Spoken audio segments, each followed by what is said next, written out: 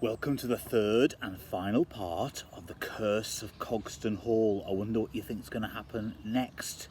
Okay, so we've heard what happened to the two girls, and remember it was Luca and Jack at the start of the story who were exploring Cogston Hall, and Jack was sharing that story about the girls. So let's see in our final instalment what happens next. Luca stared in horror at Jack as his voice deliberately faded away for effect, mimicking ticking sounds. "What happened next then?" he said. Jack smirked. "Who knows? That's how the story goes. It's probably just made up. But the curved staircase, the hallway, the pictures, well, they're all still here, aren't they? Like you described." Luca's head flicked from side to side, searching for more details to match the story. He'd never felt totally convinced about coming into the house in the first place. Now he was absolutely convinced that he wanted to leave. The boys had not yet ventured beyond the bottom of the staircase, which opened out into the centre of the hallway. Jack seemed pleased with himself as he sniggered and kicked at a scattering of broken stones in front of his feet. Hands in his pockets, he wandered further into the grips of the building with nonchalance, as though strolling through his own house. Luca stood frozen to the spot for a moment and just listened. He daren't move for fear of preventing himself hearing a sound from elsewhere. At first there was nothing. Then, as he cocked his head to one side for a better chance of hearing, a faint sound broke the silence. Tick. All the hairs stood up on the back of Luca's neck. "I've had enough," he called out. "I think we should get out of here." "Ha! I knew you'd say that," replied Jack, wandering further down the passage. Luca had a sandstorm swirling in his throat. Desperately he swallowed, trying to wash away the dryness, and dithered in the centre of the passageway. Every second that he hesitated, Jack edged further away from him. Tick! With each horrendous noise, Luca's breathing quickened. Tick! He was panting now. Where was it coming from? Slowly, with dread filling him from toe to tip, he turned his head to track the source of the noise. Tick! Jack's story flashed through his head, and Luca felt as if all the oxygen was being sucked out of him. Tick! Then, his heart in his mouth, Luca's eyes fell upon an explanation. The high window that he had noticed earlier was being accosted by a long branch which was being thrown around rhythmically in the breeze. He watched, matching the ticking sound to the thin fingers of wood swaying and then connecting with the murky glass. Tapping, not ticking. Luca breathed again. "Hang on," he pleaded with Jack. While Luca had stood listening, Jack had continued to explore.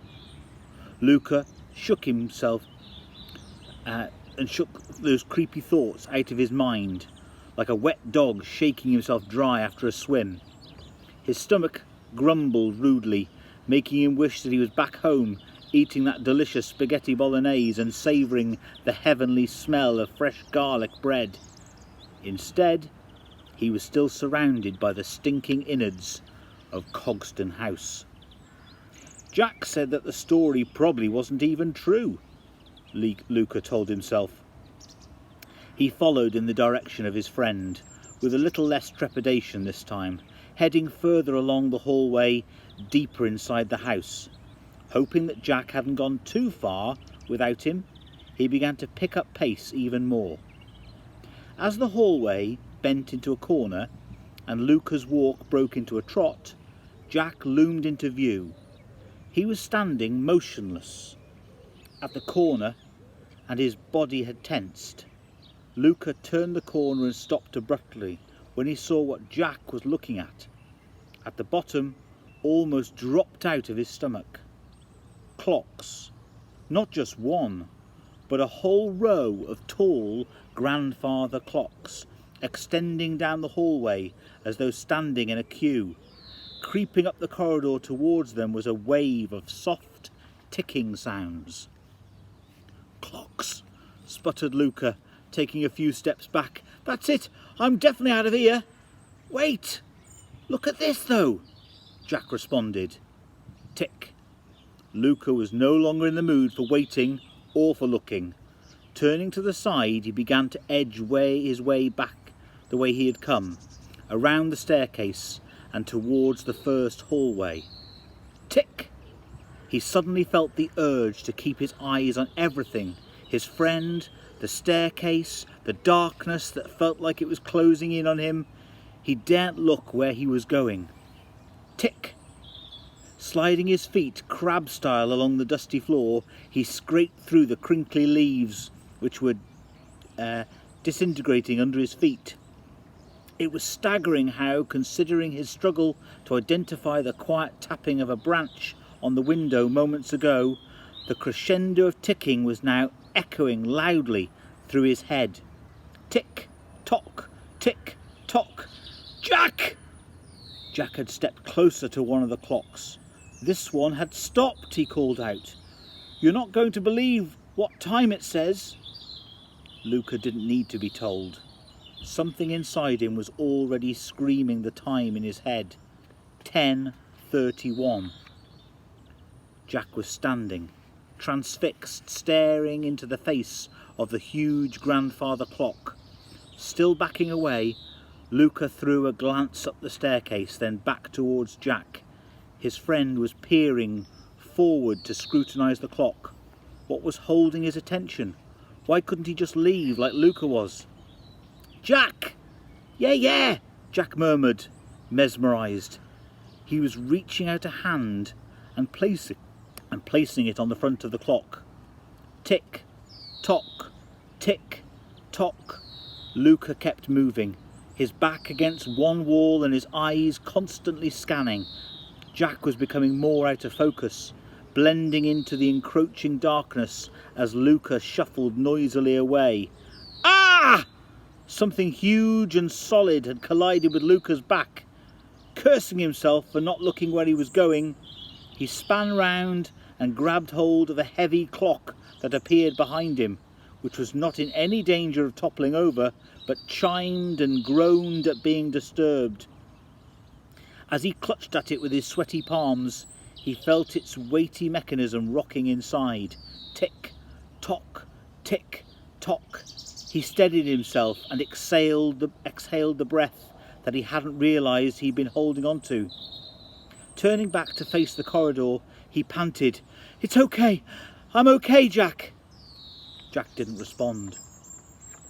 In the moment that Luca had turned, his friend had entered a kind of trance and was leaning his entire body against the clock as though listening to its heartbeat.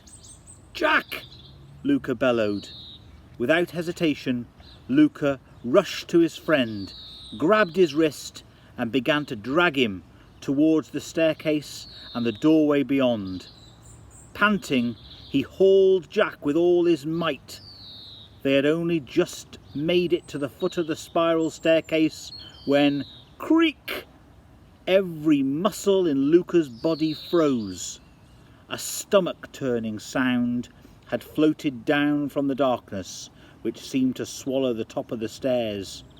This was no branch on the window. The sound bore the weight of a heavy foot on rotting floorboards. Jack blinked, staring horrified at Luca as his eyes began to regain their focus. Unable to resist, Luca gazed into the darkness at the top of the stairs and thought that he saw a shadowy flicker. They ran. Without a backward glance, the pair sprinted down the long, darkening hallway towards the exit. Not caring about adding to the scratches on their arms or their backs, they dived through the makeshift doorway, which led back outside into the now pelting with rain. Luca's chest burned, and his legs screamed at him as he ran faster than he had ever run before, wiping his eyes furiously as prickly tears began to form.